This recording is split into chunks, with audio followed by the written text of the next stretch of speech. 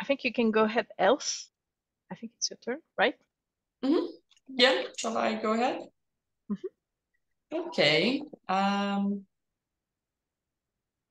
Sorry, I'll share my screen again. I will say a few words in Greek. Maybe you want to follow up in French, Celine, just to welcome all our attendees.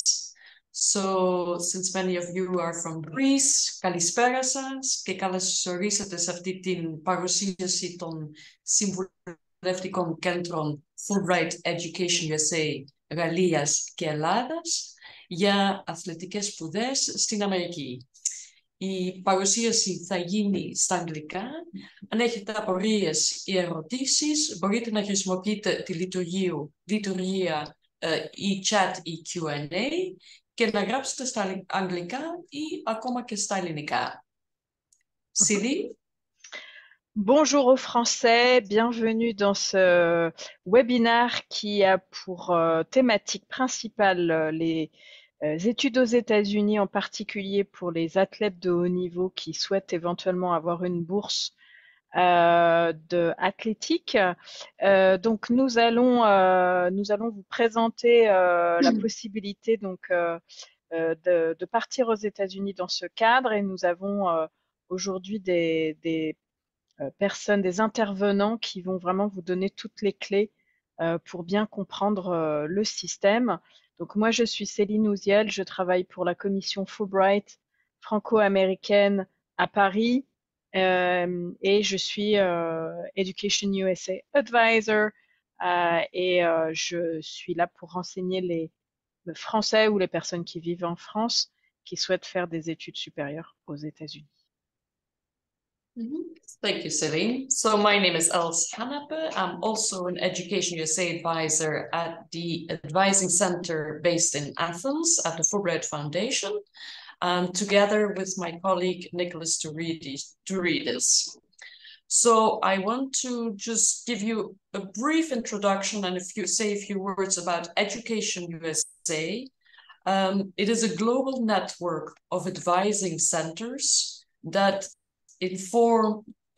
offer information about higher education and the experience of studying in the United States. So when a high school student or an undergraduate student, just such as yourself, starts out with the desire to obtain a degree from a US institution, the process of applying, searching among more than 4,000 institutions, and so many more study programs, and preparing for departure can be daunting. And for that purpose, trained staff such as Celine and myself at the Education USA centers hold regular advising sessions, online or in person, individually or in group. We organize participation in events in collaboration with representatives of US higher education institutions, invite admitted students to pre-departure orientation, engage previous advisees who can provide insights into the experience, and so much more to help you out with the process.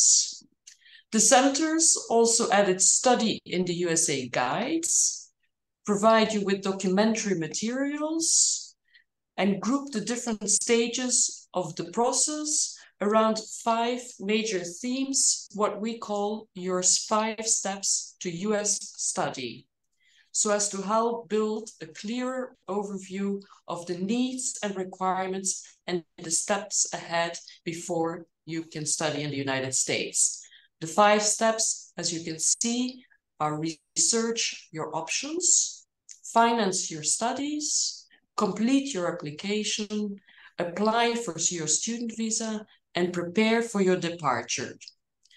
These steps are ordered according to the timeline, starting from about 15 months before your actual departure. So in spring, with research your options.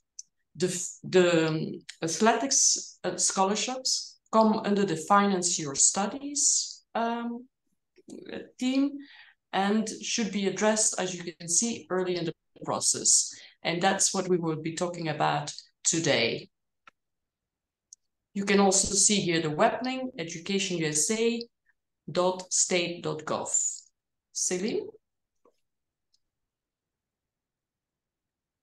Thank you, Els. So today we have a speaker from probably the biggest athletic association in the US that is called the National Collegiate Athletic Association, NCAA, but there are other smaller associations that you can consider if you're looking to either compete in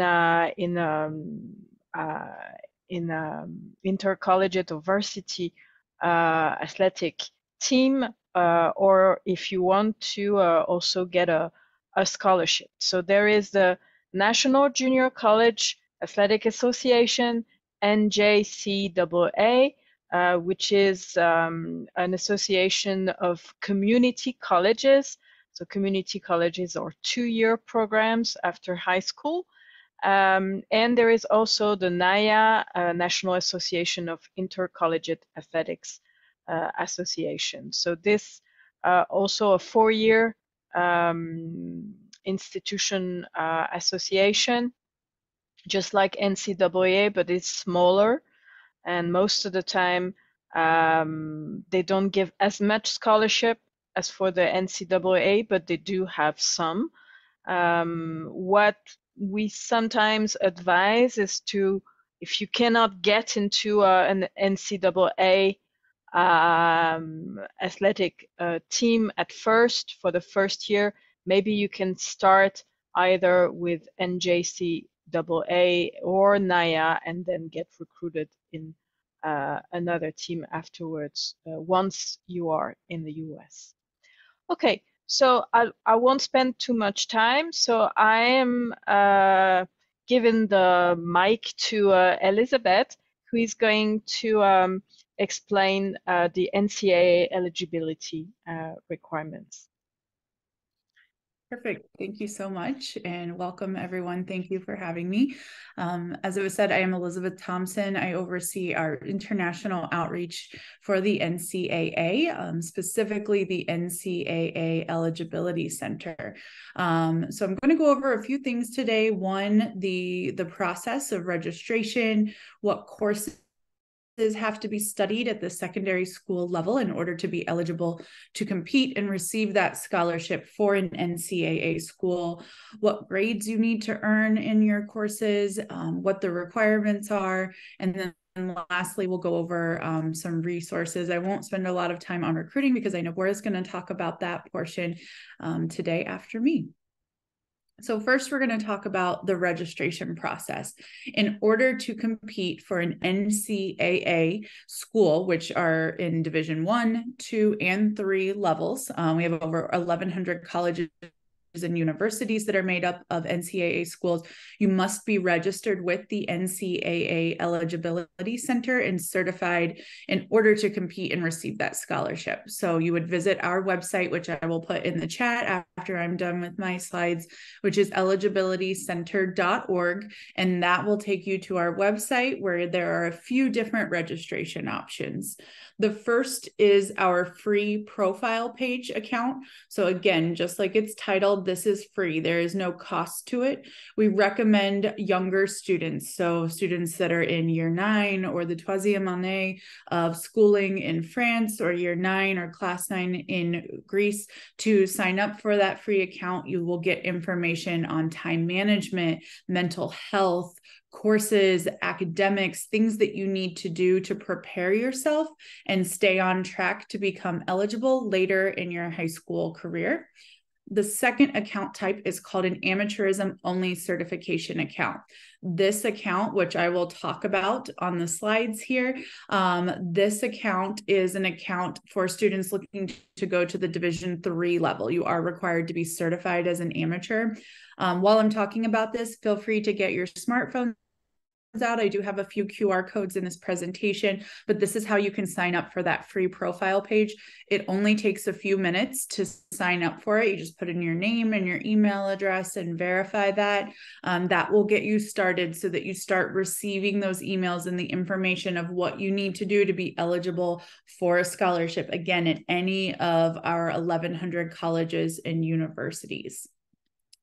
So that amateurism certification account that I talked about, all international students, meaning if you studied outside of the United States in secondary school, you would be considered international for our purposes, have to register for this if they're going to a Division III college or university. The registration fee for that account is $70 US dollars. That is a one-time fee. Once you have that account, you have it for life.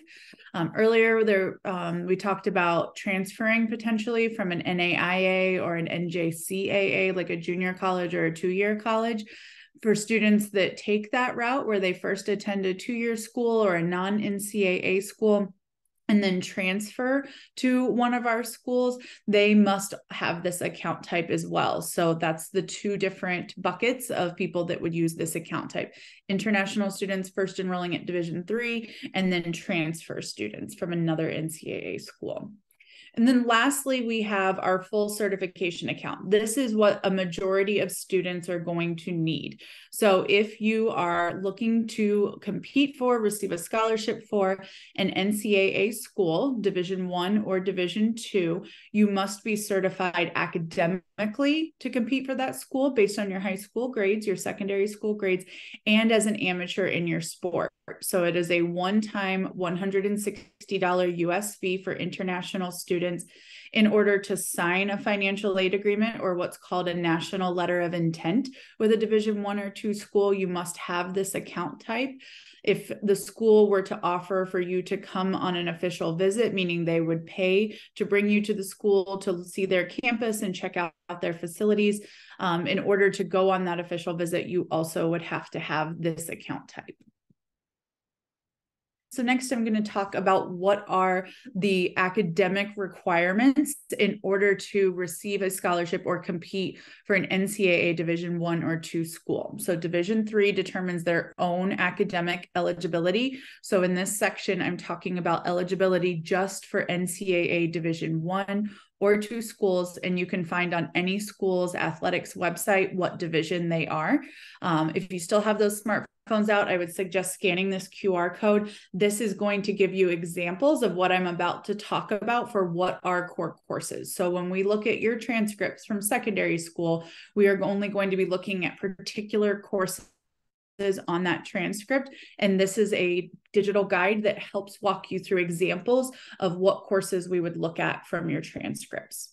So when looking at transcripts, every student is required to have 16 core courses from year 9, or again in France, troisième année, class 9 for Greece, up through secondary school graduation. We are looking at subjects of English and or your native language, mathematics completed at class 9 or higher, that would be the equivalent to an Algebra 1 level or higher of studies.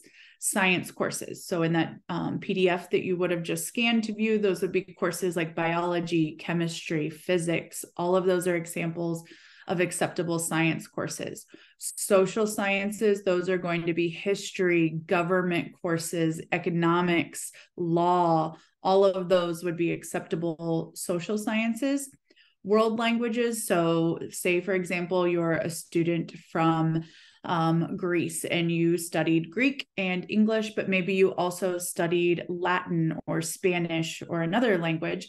Those additional languages outside of Greek and English could count towards the world languages, so those would count. And then lastly, any non-doctrinal religion or philosophy courses. And what I mean by that is like a world religion course or a philosophy course that covers every aspect of philosophy or multiple aspects and does not focus on one specific religion or area of philosophy. So again, those are taken at the grade or year 9 level or above, and in those subject areas in order to count towards the academic requirements that I'm going to go over of those 16 core courses. So in the chat, I put the resource for France and Greece that talks about the academic guidelines. On our website, you can find resources for over 180 different countries and educational systems. So for example, if you're at an international baccalaureate or IB school in a country, you can click on Europe, scroll down to the I's under International Baccalaureate and find similar information there. Or if anyone is joining us from another country today, simply click on the part of the world that your country is located and then click through the list and you will find a resource that will help you give examples of what's an acceptable high school diploma or secondary school diploma. What is the grading scale converted to from your country to what the NCAA is looking for eligibility, and then any additional notes and guidelines to help you on your eligibility track. So next I'm going to talk about grade point average. So when I go over the initial eligibility requirements, you're going to hear me refer to a 2.3 GPA. You might be wondering what that means or how that translates from your country. First, it's important to note that the US schools operate typically on a 4.0 grading scale, meaning the highest grade that you can earn is a 4.0 or an A, and then that works its way down per letter grade to Fs, which represent failures, which are not worth anything towards your grade point average. So we're going to be looking at those core subject areas and averaging the grades in those in order to calculate you a grade point average on that 4.0 scale. So for example, if you're a student from France, you will see in the resource that I provided in the chat, the French grading scale, the 20-point grading scale, and how that converts to this 4.0 US scale. So if you have grades between a 14 and a 20 on your transcript, that is an A on this grading scale, which would mean that you are a 4.0 student. So for division, each division has its own requirements for eligibility. So I'm first going to go through what is required to be a qualifier and receive a scholarship and compete for a Division I school. And then we'll talk about Division II. So Division I requires for you to complete 16 core courses, and we'll go over on the next slide where those courses have to be. But those are in the subject areas that I just talked about: your English, your math, your native language, etc. In those 16 core credits, you must have a 2.3 grade point average or higher in those subject areas. And then lastly, you must be considered a secondary school or a high school graduate, and you must submit your diploma to the Eligibility Center once you have graduated. If you do all of those things, then you would be certified to receive your scholarship, what we call athletics aid, practice with the team, and compete in that first year for an NCAA Division I school. So I talked about the 16 core courses that you have to have in order to be eligible. This is where those 16 courses are distributed. So if you study English and your native language each year for years 9 through 12, right there, that's 2 credits per year. So that's giving you 8 of the 16 core courses that you need. So just be sure that aside from that, you're making sure to get 3 credits of mathematics. So make sure you're passing 3 years of mathematics out of the 4 years of study. Science courses and social science courses are worth ½ a credit each per year. So you would need to study science for 4 years, or at least multiple subjects of science for 2 years. The same goes for social science. And this is just the breakdown of it. If you have more than 4 credits of English and native language, so I talked about studying English and your native language, potentially having 8, those 4 additional credits can fall into that last box there of additional core courses. So world languages and non-doctrinal religion philosophy count there, but extra of any of the other areas. So if you passed and studied 4 years of mathematics, we only require 3. So that 4th year can fall into that additional core course requirement to satisfy that. So next, we're going to talk about Division II. In order to receive your scholarship, practice, and compete for a Division II school, the requirements are very similar. So I always say if you aim for Division I eligibility and those requirements, by default, you will meet Division II as well. The only slight difference is that Division II requires a 2.2 grade point average. So Division I required 2.3, Division II requires 2.2. Everything else is the same, 16 core courses, being a high school graduate and submitting that diploma. This is the subject area breakdown. Things have moved slightly, but if you meet the Division I requirements, by default, you will meet the Division II requirements as well. They both line up the same.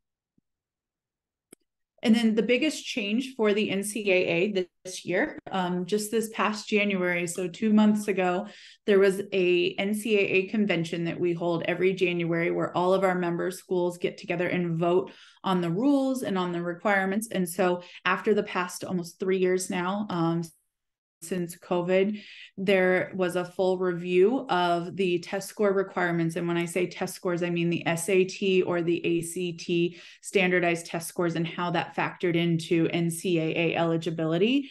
And so our NCAA schools did decide to remove standardized test scores, again, SAT and ACT, from NCAA initial eligibility requirements.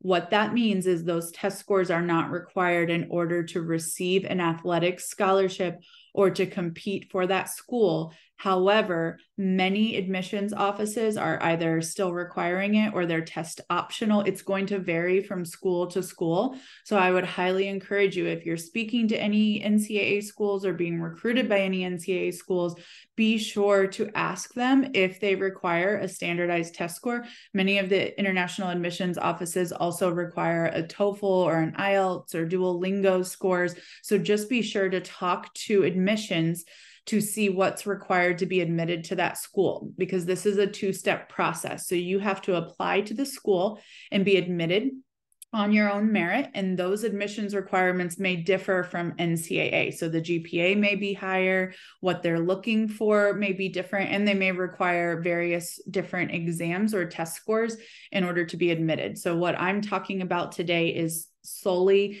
NCAA eligibility, which means to compete for that school and receive that scholarship. And then lastly, Division III, I mentioned this at the beginning, Division III schools determine their own academic eligibility. It is just the amateurism that we certify for. So all international students who plan to compete at an NCAA Division III school must register with the Eligibility Center for that with that amateurism only certification account type.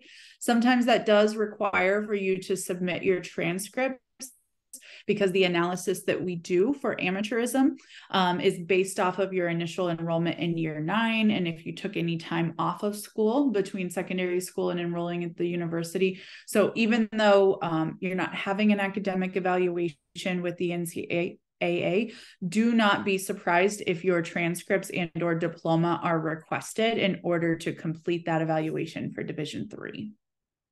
And then lastly, I'll just quickly talk about sports participation. This is another section when you register with the NCAA Eligibility Center that you have to fill out your sports participation. So any teams that you played for, if it's an individual sport, events that you participated in. If you've used a recruiting service, you would need to list the recruiting service. I encourage all students, if you do that, keep a copy of any contracts that you sign with any club teams, any recruiting services, any type of agreement that you sign, keep a copy of that because it likely will be requested in your amateurism review. And then I'm not going to touch a lot on the recruiting process just because I know Bora is going to cover this and he has a really great perspective to share with you, having been through that process. But just know that a few proactive actions that you can do is sharing your NCAA ID number with any schools that are recruiting you. Make sure that you're applying to the school as well as going through the NCAA Eligibility Center process in April. So that April 1st date is coming up here in just about a week and a half. Students who plan to enroll in the fall at a school, meaning that August, September timeframe, they actually have to log into their NCAA account ensure that everything is up to date. They've listed all teams, all events that they've competed in, and then you sign off. It's called requesting final amateurism. We cannot certify you to receive that scholarship and to compete for that team until you have done that. So you will get a task in your account, which will prompt an email. So just be sure to be logging into your account and checking it regularly to stay on top of all tasks and needed information so that we can get you certified as eligible. The school can sign off on your scholarship. They then send your I-20 to you, and then you work with the state department, you work with the embassies and consulates to get your visa secured so that you can travel over here. So just be sure you're staying on top of things and not waiting until last minute, because late in the summer, you have a lot of students that are applying for their visas, and those visa wait times can be long. And we've seen students miss the beginning of preseason practice or games on campus because they weren't checking their NCAA account regularly. So I would just highly encourage you to continue to check it. Also, if we have any students that would like additional information on fee waivers, so any students that have need-based, there is an opportunity to apply for a fee waiver for the fee, the registration fee for the accounts. We also have considerations for students with documented education impacting disabilities. So after I'm done speaking, I will share that information in the chat, but there are accommodations to these academic requirements, as well as the registration fee for those who need it. Lastly, I'll just leave our resources up here. Feel free to scan that guide to the International Academic Standards, but I already put the France and Greece resource in the chat, so you don't need the full thing.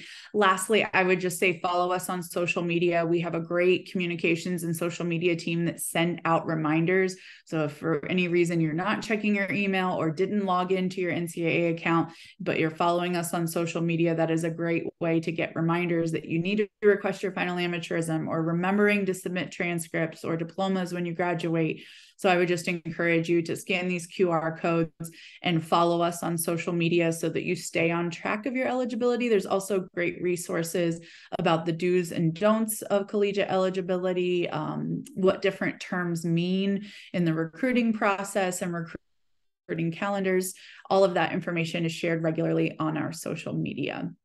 And then lastly, if you have any questions specific to you and your account, you can contact our international customer service team. You'll see the email address right there on our website, ec-international@ncaa.org. That's what all students from France and Greece would use, that email address. We have a phone number for US and Canadian students, but everyone else would use the email address. And then just be sure to subscribe to our international newsletter. If there's any changes to grading scales or documents that are needed from your country due to any academic changes, that would be published in that monthly newsletter that we send out. But with that, I will go ahead and turn it over to Bora. Thank you so much.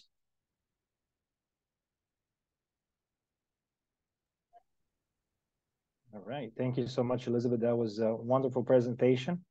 And if I may say, a Bible of how to get recruited into the United States, college sports. My name is Bora Dimitrov, and I work at St. Francis College in Brooklyn, New York. And just like many of you, my first steps toward the pursuing U.S. education on the athletic scholarship started back in 2011, 2012.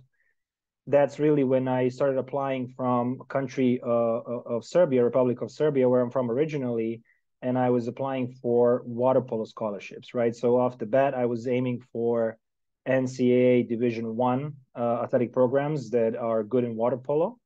And, I almost ended up going to UCLA, University of California in Los Angeles, which you probably know is a very prestigious university for all sports, not only water polo.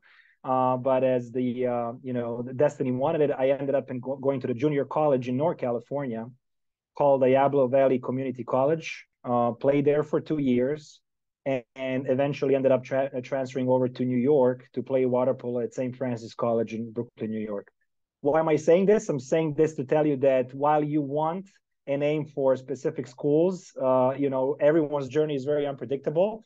And you never know where you may end up, but it counts equally as much, and it may be even better than your initial idea was. So in the process of recruitment to United States athletic programs, be open and flexible to make changes, right? Because it's not always that simple and easy.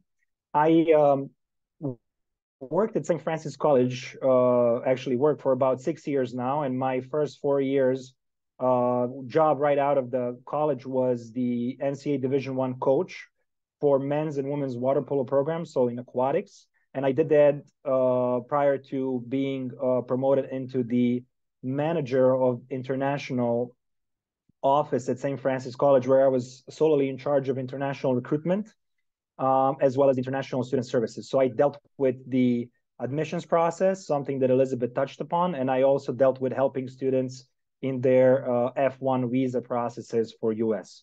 So I'm going to try to present a little bit on the processes when it comes to the admissions, your acceptance into schools, as well as your visa application.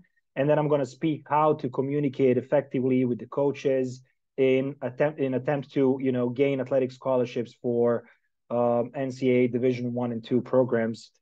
Typically, Division III programs would not grant you the athletic scholarship. They work on a financial aid-based model, which we're going to discuss a little bit as well. I'm going to share my PowerPoint now, so we can kind of follow the presentation as we go. All right, there we go. So Elizabeth, again, had a brilliant presentation on understanding the US education system. When I started recruiting international students for St. Francis College, we actually used the NCAA eligibility grade scale to accept students into our institution, and we used that same grade conversion as it was. So to understand the US education system, you first need to understand, of course, the grading system and how the college worked, but also the fact that there are over 4,000 colleges and universities in the United States. 4,000, right? That's probably the largest number in the world when it comes to the presence of the higher education institutions in one country. And approximately 1,100, so around 1,100, have some sort of NCAA athletic programs on Division I, II, or III level, right? And so it's important to identify immediately which states and which institutions in those states are with the athletic programs that you may be interested in, right? That have those prestigious programs that you may be interested in, and also have the parallelly the majors and programs that you would like to study. Because one thing to remember from today is that you're not going to US to play sport. You're going there to get educated while playing sport on a certain level. So that's the most important thing for this presentation today. When you identify the states and the institutions that potentially could be your universities and colleges of choice, then it's very, very important to research their athletic programs and historical presence of the international student athletes in them to try to understand what are your chances to actually obtain athletic scholarship and compete at that level with that particular program. Some things to take into consideration. Of course, we all aim for the athletic scholarship. We know how expensive US education can be from very simple research and just going to the universities and colleges websites and trying to understand what the admissions process is and what the price points are per year. And that varies from private to public institutions across the board. So there is a difference between private and public institutions in US. For those of you who know this, that's perfect. That's a great first step. For those of you who don't, private institutions are usually much more expensive than the public institutions, and public institutions are governmentally funded. So there is a difference in the way they allocate athletic scholarships as well as the academic scholarships, right? When we're talking about the scholarship awarding process, the scholarship awarding process comes from specifically the institution that you're applying to, right? The college or university, and can be in a form of athletic scholarship and also can be in a form of financial aid. Now, the difference is that some schools, depending on the model of their scholarship awarding, rely on awarding a combination of academic scholarship and athletic scholarship. And some schools just do financial aid, right? And they do not really give you academic scholarship or athletic scholarship based on merit. They give you financial aid based on your needs. Elizabeth referred to that in a fee waiver. It's this very similar concept with the colleges and universities. This is especially represented for the schools of higher academic rating, such as Ivy League schools, Harvard, Brown, Princeton, they all use this financial aid model where you're going to have to submit a specific documents to prove what your financial situation is. And based on that, they're going to give you the awarding in financial aid. So there's two different concepts there. When we are talking about the NCAA, it's important to understand that sports are different in terms of how the scholarship is being allocated. Headcount sports are really the sports where students usually get what we refer to as full ride. That means that if you're playing basketball and you apply for basketball on D1 level, whether if it's men's or women's, most likely you're going to end up getting the full scholarship, which covers your academic expenses, your housing expenses, as well as your fees expenses, right? And that specifically is for the headcount sports. Whereas for the equivalency sports, that's where the coaches have a certain amount of scholarships to give out. And it's based on something that is called Title IX. So essentially, in my case, as a water polo coach, I had 4.5, right, full scholarships available to allocate to my students. And when I was recruiting my freshman class, I was able to give, specific scholarship amount, athletic amount, to 4, 5, 6 students, depending on how many we are recruiting that year. And that does not have to be a full scholarship, right? So the myth of the full ride, as a lot of people that actually went to schools refer to these days, it's not really that much present in the States anymore, right? And for those of you, again, who are applying for these equivalency sports that are not basketball and not the major sports in the US, please understand that the full ride usually is not the case scenario that you are going to encounter, of course, depending on the sports that you play, right? So that's when it comes to the awarding systems and how the scholarships are being awarded. So again, very important to understand the institution that you're applying to and the way they award scholarships, because that's going to help you have an understanding of how much of scholarship you can get, right? Whether we're talking about athletic scholarship or financial aid, this is extremely, extremely important. For a moment, I'm just going to speak about the specific awarding process for scholarships that St. Francis College used to have. So when we were recruiting international student athletes, we used to give out academic scholarship that was based on the merit. We used to give out the athletic scholarship, right, where there was larger number of schools also give that athletic scholarship. It's not a financial aid model. We also have the international scholarship, which basically was given to every international student who applied to the institution, same as the academic scholarship. And we also had different initiatives called scholarship days to incentivize students to enroll at St. Francis College. So there was an opportunity to get the additional scholarship on top of the scholarships that you already gained in the early recruitment process. So what that means is that we always encourage you to start looking into scholarships more deeply, investigate which other scholarships you're entitled to besides the athletic scholarship, right? Because we very frequently get trapped into that mentality. I need to get athletic scholarship to cover to all of my expenses. But in reality, for a lot of institutions across the US, this does not have to be the case, right? For instance, some students at St. Francis College got less athletic scholarship than they got the academic and international scholarship. So do not get carried away with the concept of athletic scholarship, because a lot of schools actually do offer phenomenal academic scholarship as well as the other scholarship programs they had. Again, financial aid-based institutions, this is a model that you're going to encounter more in D3, NCAA D3 schools, not necessarily in D2 and D1 schools. But again, that model is more based on your financial need rather than the merit, right? In terms of what's your GPA, how good of an athlete you are, et cetera, et cetera. So make sure that you remember the difference between the two, right? The segmentation. When we're talking about the admissions process cycle, right? What's very important is to understand that, again, 4,000 colleges and universities across the US, all admissions processes across the board differ. They're not the same, right?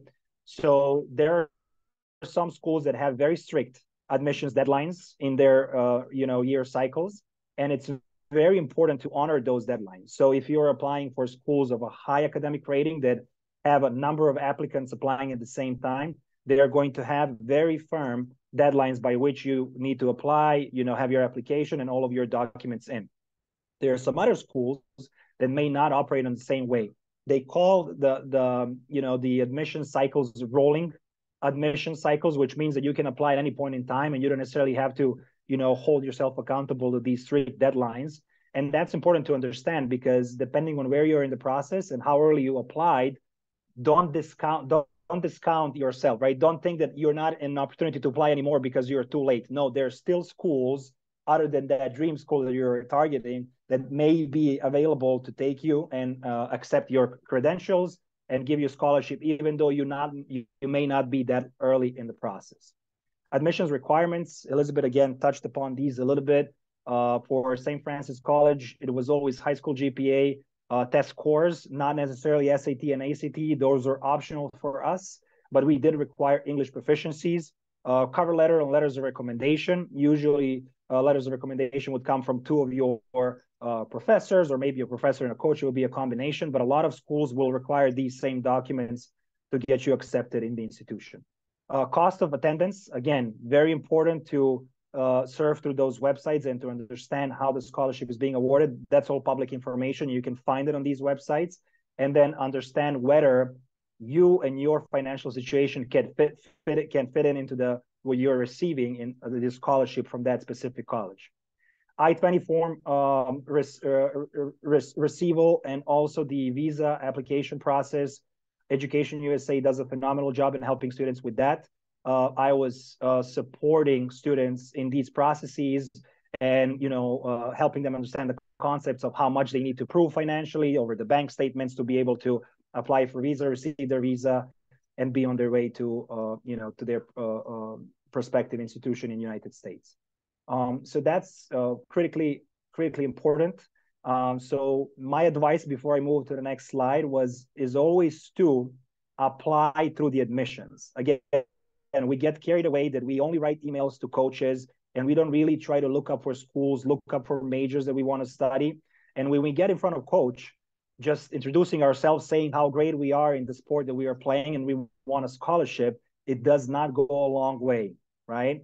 Especially because a lot of coaches will first look in your admissions application, in what you're receiving in the academic scholarship, in order to be able to give you the athletic scholarship.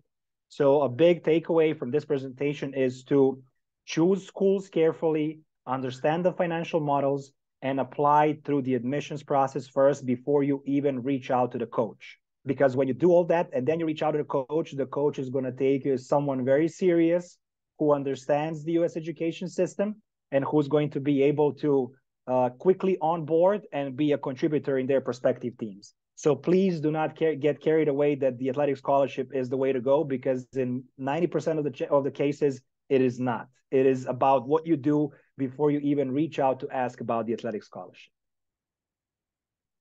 All right, and then we go to that part. What is important in recruitment process and our outreach to the coaches, right? So two big things. Start early, right? For the most European countries, the high schools are 4 years long. And in Serbia and Eastern Europe, that also, I believe, refers to Greece, the ideal time to start applying is probably your third year of high school, right? And we were talking about a second semester. That's when I started applying for different institutions and schools and also started preparing my exams. So again, it's hard to say there is an ideal time, but to be ahead of your application, you probably want to start looking more seriously in your third year. The most important thing to understand, other than the concepts we just covered, is that coaches want to talk to you, not your parents, not your agents. They want to get in touch with the student athlete that is going to collaborate and play for their teams in the next 4 years of that college journey. So please do note that always you want to be involved in the communication aspect with your coach, no matter who is the person in charge, whether that is an agent or a parent that's helping you. The coaches want to get to know you, and they want to start building that relationship very early. Some of the tips as you're making your outreach to the coaches is always make sure to use proper grammar, right? And that can be checked by great advisors in the EducationUSA program, but also there are programs and softwares that you can download that check your grammar as you are writing emails. One of them, it's called Grammarly, is widely popular in United States. When addressing the coach, please make sure you use their last name first. You're not a coach's friend until you get there, until you establish that relationship. Never mass email coaches. You won't believe how many times I got an email from an athlete that was trying to get recruited, and I saw 50 other coaches on that email thread. It's a mistake after which you cannot get yourself on the top of the candidates pile because you're automatically removed. That's a cardinal mistake that the athletes make a lot of times, is they're not personalizing the process and they're not personalizing the schools they want to get recruited to. And what happens is coaches are discrediting that application before it even started. College coaches, again, wants to receive their emails from the student athletes, not necessarily from parents, recruiting agents, etc. And oftentimes coaches will delete initial emails that come from either parents, agents, whatever the case may be. My message to you is, do not get discouraged if you don't get answered right away. Trust me that I applied to over 50 colleges to play water polo, and each of those coaches got at least 50 emails from me. Each email was different. Not one email that I sent to one coach was same. Why? Because I was always trying to build that relationship in my outreach to those coaches. All right, very important. When we are reaching out and we are writing that email, the first thing we want to do is introduce ourselves and who we are academically. So our academic information. When is our tentative graduation year, GPA, school, high school GPA, ACT, SAT test scores, or proficiency, English proficiency test scores such as IELTS and TOEFL, high school name and location, and 2 to 3 possible majors you wish to study, right? So it's very important that when you're deciding about the schools and the programs you want to apply to, you also need to have an idea about what you want to study in the United States. That also comes as a part of your research, because the more coach knows about you, the more match the coaches are going to be able to make when it comes to the recruitment processes, right? So if myself as a coach, I have 2 players coming from France and Greece, and one student athlete knows exactly what they want to study, and it happens that my school is very good in that program, I'm giving a priority to that student because I know they're going to do very well because they already have an idea about what they want to do.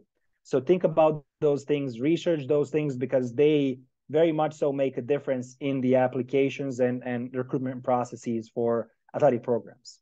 Again, a small advice, the attributes you're looking for in a college: size, locations, distance from home, etc. Important to know, right? Especially if you're coming from Europe, and now there's a big difference in West Coast and East Coast, right? East Coast flight only takes 7-8 hours and you're there. West Coast, you need to have a layover, and it's probably up to 15 hours to get there. So it's also about how far from home you really want to be when you go and you decide to study United States. All right. Athletic information. That's the second piece of your outreach in your emails, and that is where you leave the information for your high school or club coach and their cell phone number, so they can be contacted by the coaches in the United States. Travel club information. So what is your club, who you play for, right? Your number, whether if it's jersey or a cap or whatever sport you're playing, it's important to have your number, position that you're playing, upcoming competition schedules. A lot of the coaches are not foreign to buying a plane ticket and coming to watch their student athletes, their prospective student athletes in action. My coach for my junior college flew from California to Serbia to watch me perform at one point in my recruitment process, believe it or not. So this is something that is not uncommon to the coaches. 3 to 5 minute video link of your competition. Again, you want to point who you are in that video. You want to make sure that the coaches understand that the number that you wear so that they can watch you play. These days, a lot of coaches will actually also request a full game video, right? That's not foreign, especially for sports like basketball, soccer, volleyball. It's not foreign for them to request automatically a full game after you send them the highlights video, because what they want to do is they want to research you more, and when they do that, consider that a very good step in your recruitment process, because now they're showing interest in you. Athletic and leadership honors, you want to brag a little bit about your accomplishments, in your sports career. Of course, Elizabeth spoke about NCAA Eligibility Center. ID number, critical to get yourself registered in in that before you start reaching out to the coaches, because that way they're going to be able to check your eligibility to play on the NCAA level. And do not include a lot of high schools or travel statistics. What that means is the coaches do not have time to go through your individual statistics on how you played in your freshman year, sophomore year, junior year, and then how you're playing in high school year. The statistics does not really matter that much. That may be something additional the coaches are going to request. So you can keep that aside, but do not overburden coaches with this information. Finally, every coach knows that you're looking for a college scholarship, so you don't have to request that right away. Again, your first step in the process is to try to establish a relationship with the coaches. Start to, showing an interest by showing coach that you are studying, the college and what the college is about and the history of their team and how can you contribute to that team before you even start the ask about the athletic scholarships and what can you get and so on and so forth, right? When it comes to recruitment agencies, and we know that's a big question, whether to use recruitment agencies in the process, yes or no, it all depends, right, on what kind of accreditation does that recruitment agency have. There are professional accreditation agencies in the United States that accredit these recruitment agencies to work in the student recruitment for the USA and USA institutions. So you want to make sure that they get these valid accreditations, and one of them specifically, it's called AIRC, actually AERC, which is the accrediting body in the United States that gives the certificates to these prospective recruitment agencies so that they can move forward with their work. A lot of these recruitment agencies do not have accreditation, do not have certificates, and they pretty much are operating in some sort of a dark area where they tell you that they're going to give you scholarships and they promise the world, but essentially end up not delivering on those. So you want to be very careful in the way you select your recruitment agencies that are going to help you with your recruitment process. Lastly, stay honest to yourself. And this is what I tell to every student athlete. As coaches, we get a lot of applications from student athletes that do not necessarily have the qualifications to play on that level. And I've been always very upfront and honest with those students, saying that at this point in time, there's very little that I can do for them in terms of competing at that level. So I recommend schools where they can apply. So always stay honest to yourself in terms of what your abilities are and what the level is that you can perform at, and make sure that you find institutions suitable for that, right? So to that extent, do not spend your time in schools that do not answer to you after a while, because most likely they're not interested from the get-go. So it saves you time and makes you more productive when it comes to getting answers from these institutions. That's pretty much all. Thank you. I went for 20 minutes, but hopefully it was helpful. And any questions, please feel free to put them in the chat.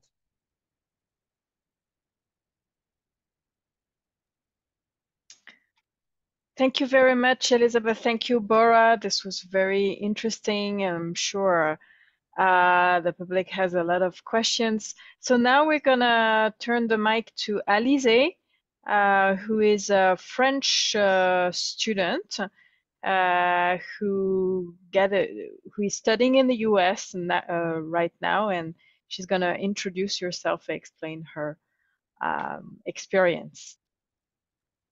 Hi, everyone. I hope everyone is doing good. My name is Alizée. I go by Ali in America, but I'm from France. I came in the US in January 2018, actually, because I did not have the required TOEFL grade to come in September. So it is very important, like Bora said, it is very important to start working on that right away, if you can, because this is something that will be required to come study here. I've been here for 5 years. It's been a journey, but it goes by very, very fast. I first signed with Old Dominion University, which is a Division I school in Virginia, located in Norfolk. And I was there for 3 years and a half. So I competed. My first year, I did not compete because I came in January. And this way, I had another year of eligibility for my master's, which allowed me to come to New York, San Francisco College. and be a swimmer for another year while being enrolled in my master's. And that's basically, I think that you guys are must be overwhelmed with everything. So if you have any question about the transfer portal, about talking to coaches, emails, about sports in general, please feel free to ask me. It might be easier for me as well. I'm sure I can speak French for whoever needs it. Just can't speak Greek. Wait, let's see. So the differences between Division 1, Division 2, or Division 3 will be based on your athletics performances, I would say. At least regarding myself, I was a swimmer, and I was doing the French championships, and someone recruited me directly there. It's an agency. I went through. I was part of an agency to come study in the US for me to be able to take care of it easily. But this is something that it can be different as well.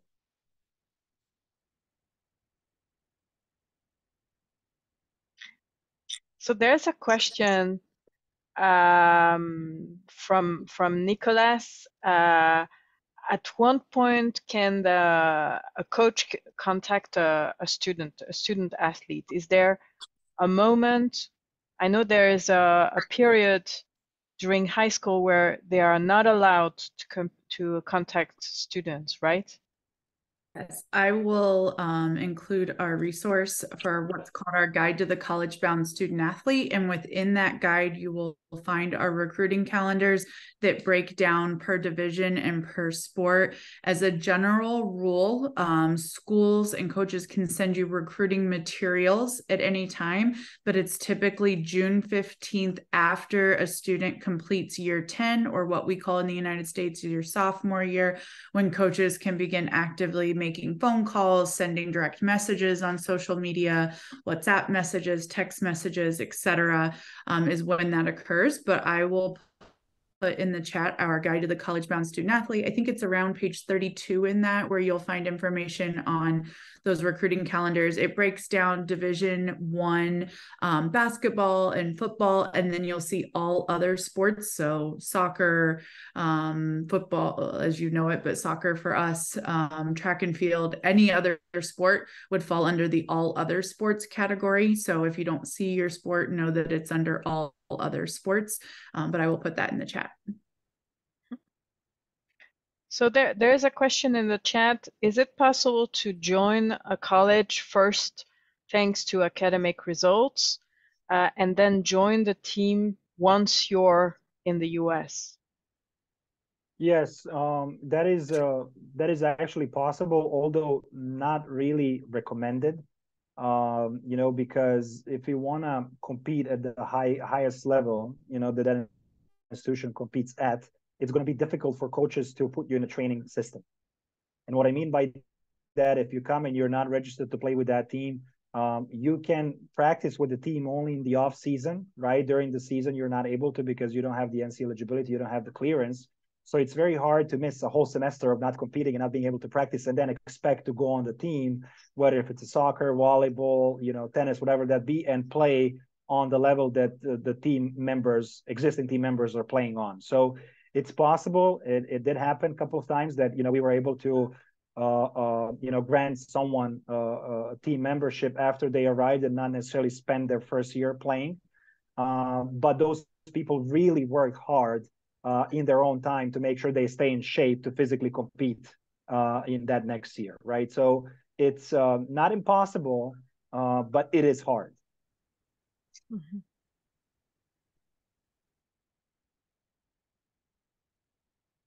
I see on the Q&A that Elizabeth has answered most questions in writing. If anybody wants to check questions and answers, there's one open question still, which asks it whether, I see it's answered. Okay. Mm-hmm. So I have a question for Alizée. Are there any information, advice, tips that you would have liked to know before going to the US or even before starting the process?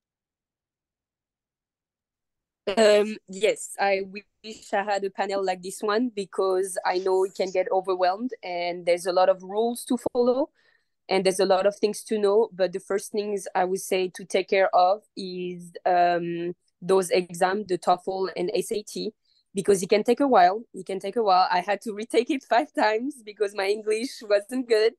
And so take care of that first and check, like Bora said, check the area you want to go between the East Coast, West Coast. I directly knew where I wanted to go. It was East Coast for me since the beginning. So my search narrowed down to like Philly, Florida, North Carolina, Virginia, all that. So it was easier for me to find schools rather than like having to go through the whole 4,000 schools that we can find online. One other things too is not being scared of like trying to reach out to former student athletes. Even though your English is not good, it doesn't matter. Like someone will try to understand. We all used to it, to international here. I know it can be a scary part, not having the English, but there's always help that you can get. So if you can reach out to like student athletes that are from like your own country, that would be even easier. And rather than that, just make sure that you can find the school academic wise and athletic wise that will best suit you. And yeah, that's basically it. If they can mention 2 or 3 things they believe counted the most. Sorry, I'm reading a question.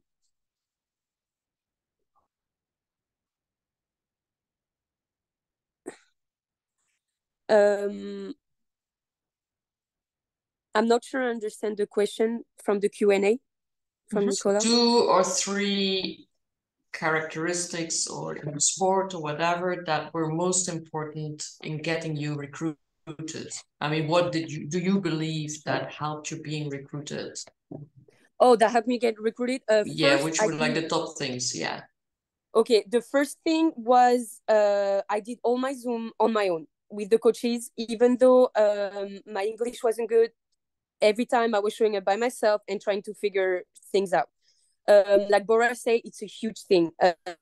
I think the coaches wants to talk to you and not your recruiter or your parents. So that was really great. The second things would be like your performances. So I knew exactly that the school that contacted me or the school that I wanted, they were a great fit for me and my performances. Like I knew I was going to be a great swimmer and a great addition for them. And the third thing is, yeah, just be happy about getting involved and being in a process and not being scared of leaving, because like I say, it's been 5 years I've been there and it's been like it went by very, very fast. Very fast. Boris, do you? Yeah, so I would definitely say the same. My parents did not know, and sorry, there's some drilling in the background, so I'll be quick. My parents did not know anything about my recruitment process. I did everything by myself, never contacted an agent. I just started contacting people that I know were there already from Serbia and the region, because water polo is a small sport. Everyone knows each other. So my mom and dad never knew that I'm getting recruited in different schools. I had 2 dream schools, UCLA and Berkeley. Eventually ended up going to a junior college just because I was promised that I'm going to get scholarship in my second 2 years after I graduated from junior college in California to go to Berkeley. That never came true. So I stayed, I was perseverant in terms of getting to play on D1 level. And one door did not open up, but the second door did. So I was very flexible and kind of was constantly believing that I'm going to get recruited. I'm going to be able to be successful no matter what. And that helped a lot because that was kind of the mindset that was helping, in those difficult moments when I realized that I'm not going to go to my dream schools. And then number 3 is that I was very diligently preparing every step that I took along that way. whether it was a simple application, whether it was the test that I was doing, whether it was a communication or research on school and what kind of scholarships I can get, even documentaries about the American system, what kind of food is there, how people live, what's the culture. I did extensive research of every area that I potentially could have ended up in, and I wanted to go in, and so on and so forth. So this is a step that you're going to make, and it's probably going to determine how the rest of your professional life is going to look like. So when you're making a step big like this, you want to make sure that you cover all the angles. So that's kind of that third thing that I would say you need to take care of the most. Yeah, for sure. One thing I forgot to say is when I looked into schools, I also looked at their academics. So I wanted to go in business, and for example, Old Dominion was huge. Their business program was like very renowned. So it's something that you have to be aware of as well for like after when you're done, for sure. And I saw that I think it's Severine asked how she can find the results. One thing that would have helped me a lot, that's for sure, is understand the athletic website of the school. Because coming from Europe, for example, we do not have those kind of things. So if someone would have walked me through the athletic website of one school, that would have helped me for sure, because you can access their roster, you can access their schedule, their results, but until you don't really know how to use their website, you wouldn't know, especially those specific words that you never heard of, like rosters and all that, links to their results. It's kind of tough. So I would say have someone walk you through that once, and after you on.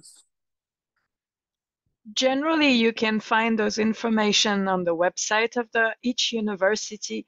There's a section generally called athletics or sports or student services or things like that.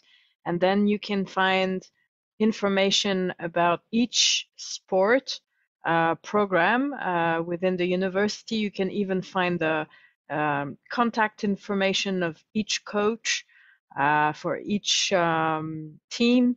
So just check the website and do spend some time on looking at the results of each of the team. And also don't hesitate to contact the coach and maybe the assistant coach. How many people should we contact for one school? Just the principal coach or everybody in the team? What do you think, Bora? I used to send separate emails to the head coaches and assistant coaches. And the reason why I did that is because, again, I wanted to personalize every step of that process for them to remember me, right? That's kind of the optics from the get-go. You only get one chance to, leave the first impression. And I always emailed head coach and the first assistant coach or the associate head coach, depending on what position and title is, separately. And I always informed two coaches for each school that I applied. So they both were receiving my email separately.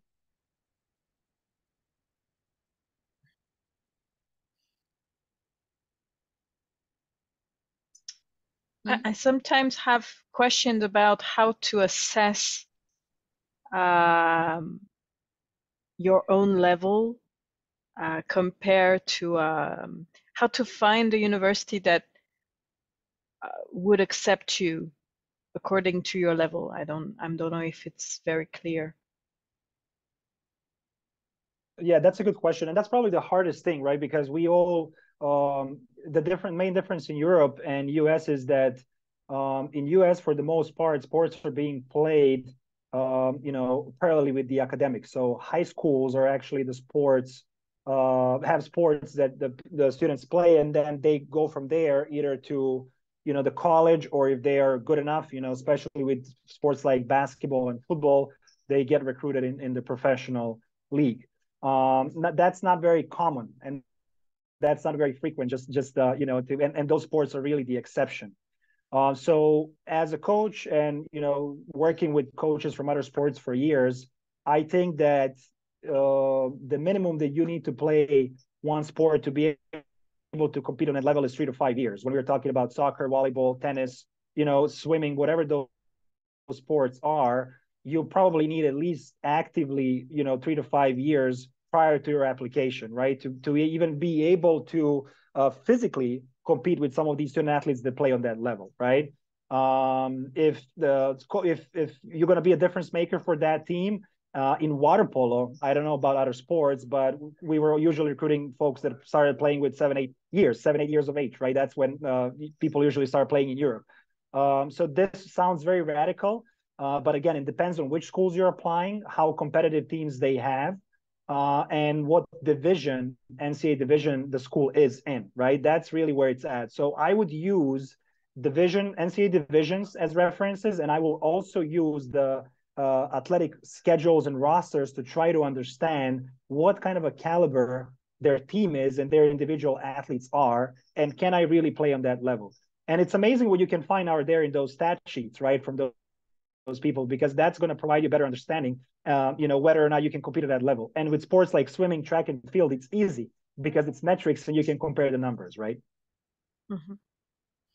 Okay. Well, thank you very much. I see a question about is it possible to release the video recording? Of course, I will put this video recording on YouTube, and I will send the link to the recording to other people who registered to this webinar.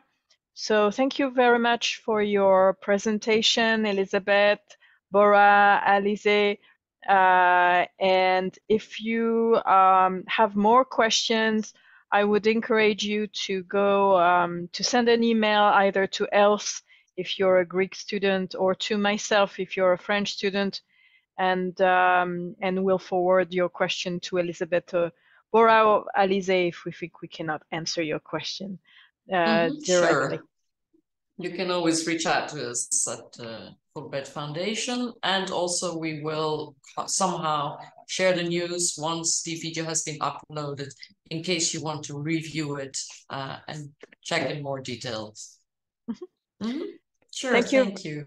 Thank you very much, and good luck to everyone.